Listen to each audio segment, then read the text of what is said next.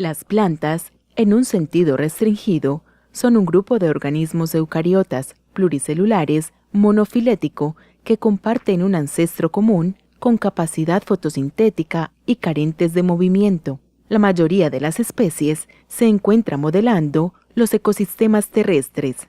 Al igual que en las algas, las células de las plantas presentan, además de cloroplastos, una pared celular, compuesta principalmente por celulosa. Igualmente, las plantas, como las algas, son productores primarios en sus respectivos ecosistemas y son las principales productoras de oxígeno y captadoras de CO2, razones suficientes para considerar su importancia en los diferentes ecosistemas. Para referirnos un poco a la anatomía de las plantas, debemos considerar una división artificial del reino en dos grupos. Las plantas inferiores no vasculares, que comprenden a los musgos y las hepáticas, y las superiores vasculares, que comprenden el resto de plantas que conocemos en los ecosistemas terrestres y algunos acuáticos. Respecto de las plantas inferiores, estas se diferencian en varios aspectos de las superiores. Primero, las plantas inferiores, como musgos y hepáticas, no poseen un sistema vascular que transporte las sustancias hacia y desde la planta, por lo que la absorción de agua y minerales ocurre a través de las membranas de las células que forman las estructuras en contacto con el medio. Segundo, la reproducción sexual involucra la formación de gametangios masculinos, anteridio, y femeninos, arquegonio, que producen, respectivamente, los anterozoides y las zoósferas, que al fusionarse dan lugar a un esporofito. Como la mayoría de sus parientes, en las plantas superiores y en sus ancestros las algas, las plantas inferiores son muy dependientes del agua, por lo que son muy abundantes en ambientes con alto porcentaje de humedad, aunque pueden encontrarse unas pocas especies en ambientes secos, rocas y suelo, además de sitios completamente antrópicos, tales como edificaciones.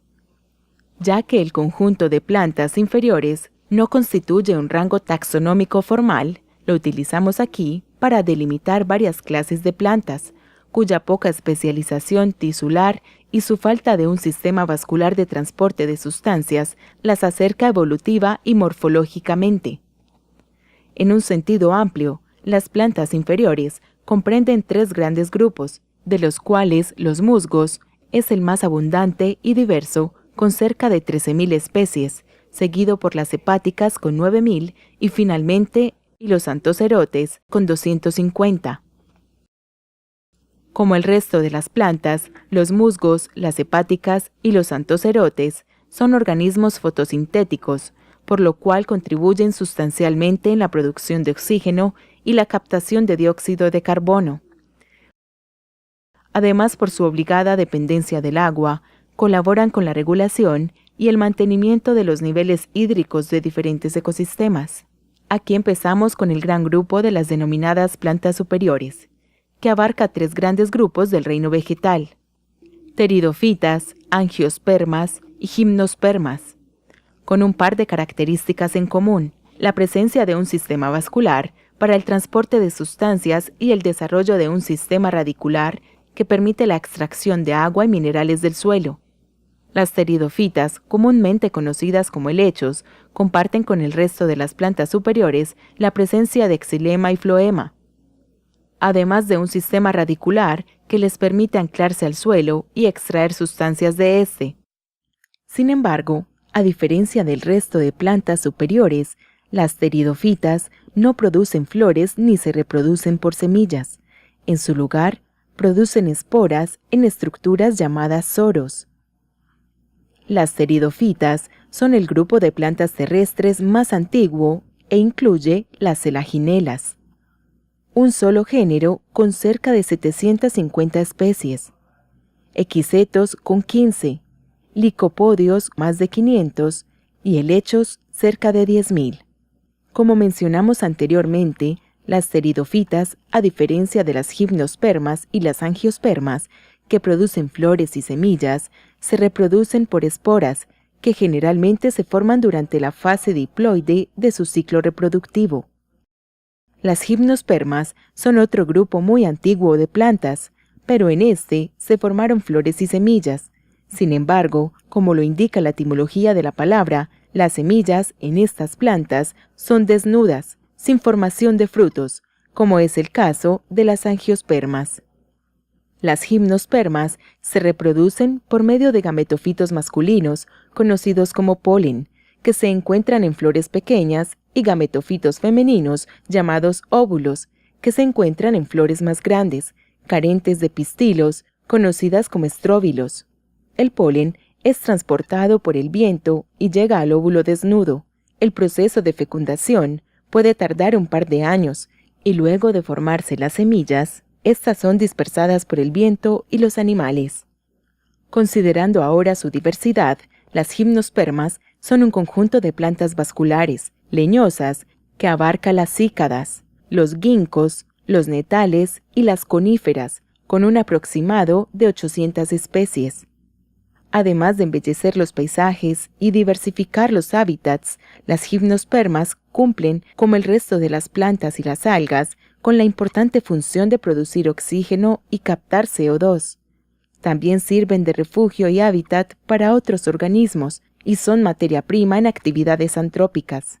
Finalmente, mencionamos aquí el más diverso y evolucionado grupo de plantas, las angiospermas, cuya etimología hace referencia a la producción de una estructura que contiene la semilla, a diferencia de las coníferas, donde la semilla es desnuda.